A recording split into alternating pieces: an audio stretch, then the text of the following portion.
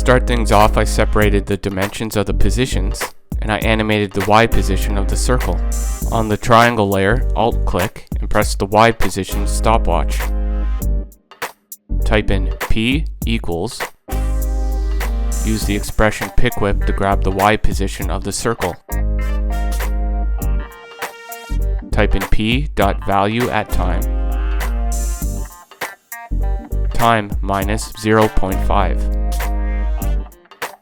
Now the triangle will have the same animation as the circle, but 0.5 seconds later.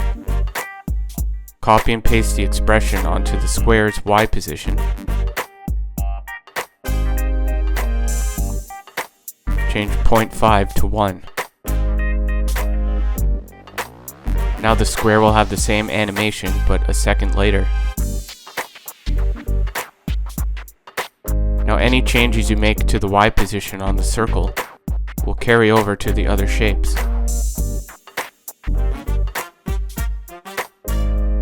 Subscribe for more tutorials.